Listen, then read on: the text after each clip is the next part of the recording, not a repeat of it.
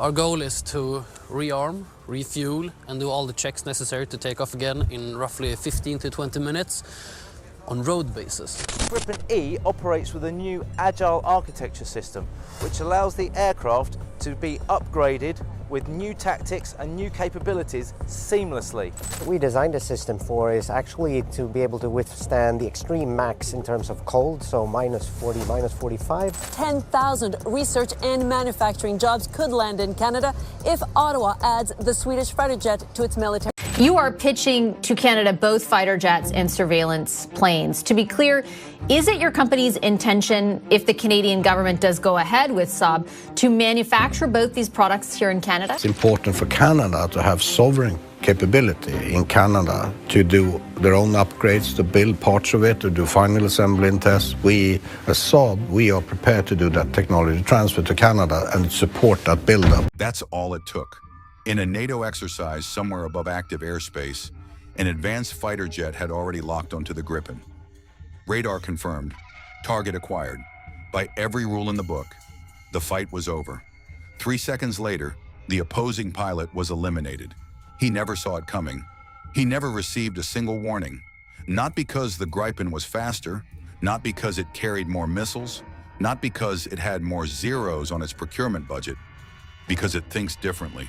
Dear viewers, what happened in those 3 seconds sent military analysts around the world back to their seats, not to admire an aircraft, to rethink an entire doctrine of air superiority they had trusted for decades. This is not a story about specifications. This is a story about something far more dangerous, a fundamentally different way of thinking about air combat, and the small country of 11 million people that quietly engineered it. To understand those 3 seconds, you have to start from the worst possible position. The Gripen was spotted first. Enemy radar had already achieved a full lock. By every standard framework of modern aerial combat, there was no way out. The opposing fighter was bigger, better armed, and held every tactical advantage the doctrine said you needed. The Gripen pilot did not react the way his opponent expected. Instead of breaking into an evasive maneuver, the electronic warfare system fired up instantly. The Barracuda system, not passive jamming, active disruption. The enemy radar began picking up interference signals. For a brief, critical moment, the tactical picture on the opposing cockpit display was completely distorted. Right then, the Gripen executed a high-intensity diving roll, not to run, to vanish. In roughly 3 seconds, it slipped out of the target lock entirely. Before the opposing radar could reacquire, the helmet-mounted sight was already pointing directly at the target. An IRIS-T infrared guided missile left the rail. 3 seconds, from prey to predator. Read that again. What happened in that exercise was no accident. It was the result of a design philosophy calculated from the ground up. One that started with a different question than the rest of the world was asking. The Gripen never chased peak stealth. That was a deliberate choice. Instead, its aerodynamic architecture was optimized to reduce radar cross-section to a functional level, then redirect the entire engineering budget towards something more critical. Survivability, decision speed. The Barracuda electronic warfare system is the clearest proof of that philosophy. It doesn't just jam. It actively disrupts enemy radar while simultaneously feeding the pilot real-time situational data. In those 3 decisive seconds, the Gripen pilot wasn't operating blind. He was operating with complete information. Translation: the aircraft wasn't trying to be invisible. It was trying to be faster to decide. And what happened next reveals everything about how that philosophy compounds in real combat conditions. The TIDLS data link system means the Gripen doesn't operate as a solo aircraft. It operates as a node in a tactical network. Information from multiple sources gets aggregated, shared, and processed in real time. The pilot isn't just flying a jet, he's operating a sovereign intelligence hub. When the engagement ends, the Gripen doesn't need a major airbase to reset. 6 technicians. Under 10 minutes, refueled, rearmed, ready to fly again. This is not technology. This is doctrine cast in metal. To understand why this matters, you need to understand the road air combat doctrine has traveled and where it took a wrong turn. In both world wars, air superiority belonged to the best pilot. Maneuvering skill, visual observation, individual reflexes. That was the currency of the skies. The aircraft was the tool.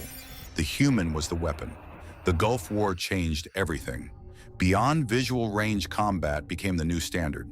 Computers made decisions faster than any human reflex. Stealth, advanced sensors, and long-range firepower became the sacred architecture of absolute air dominance. And then came the conclusion the entire world agreed on for 3 decades. The best aircraft is the most expensive aircraft, the most complex, the most advanced. The F-22 was born, the F-35 was born. Astronomical costs were accepted as an unavoidable reality of the era. Strategic patience gave way to strategic spending, and the doctrine solidified. Bigger budgets produce better outcomes.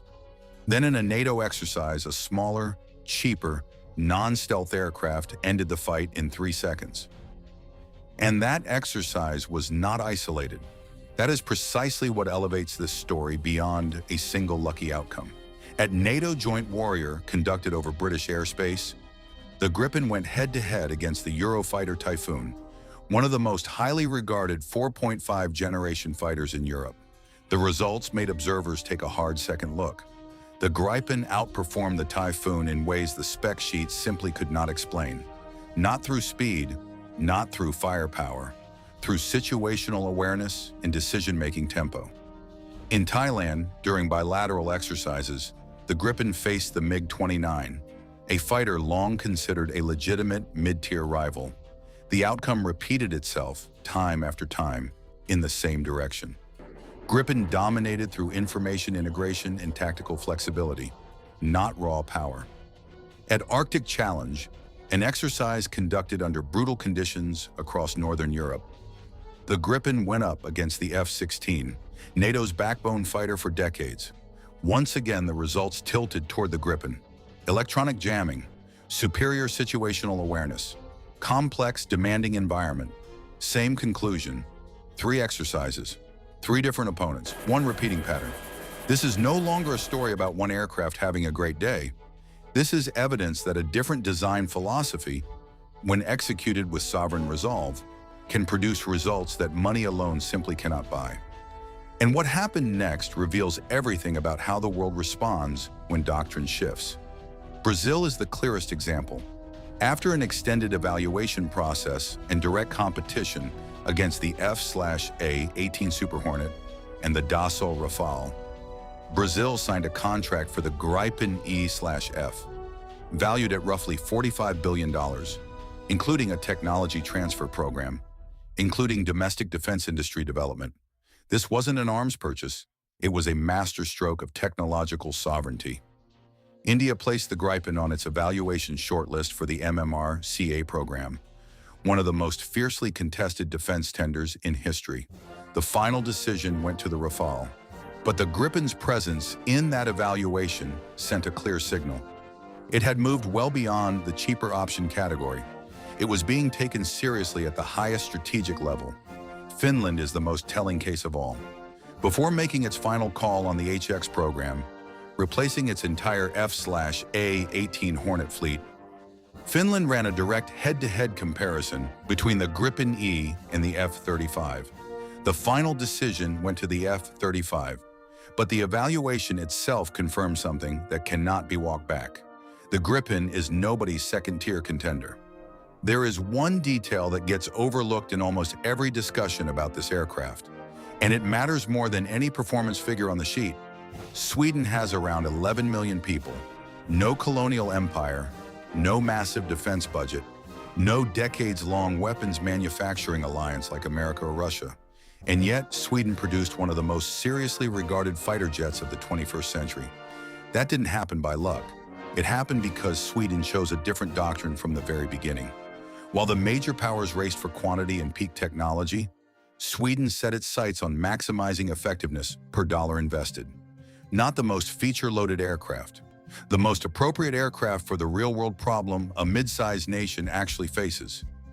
A finite budget, a territory that needs defending, and the impossibility of relying entirely on allies in every situation.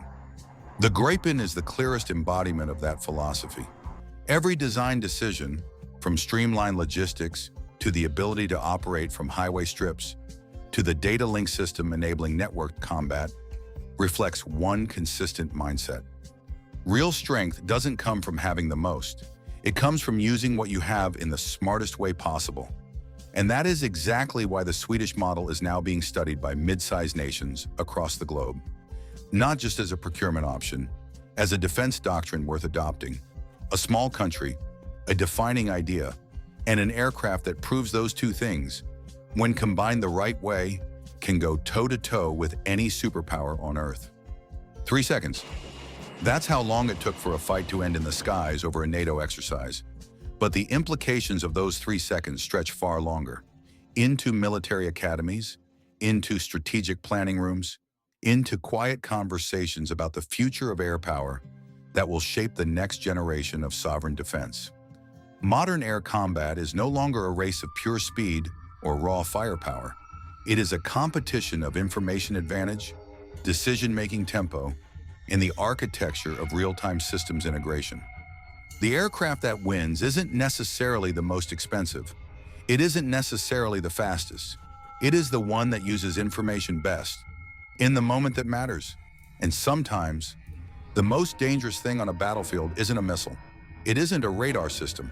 Sometimes, the most dangerous thing is a better idea. What do you think about all this? Tell us in the comments below. See you in the next one.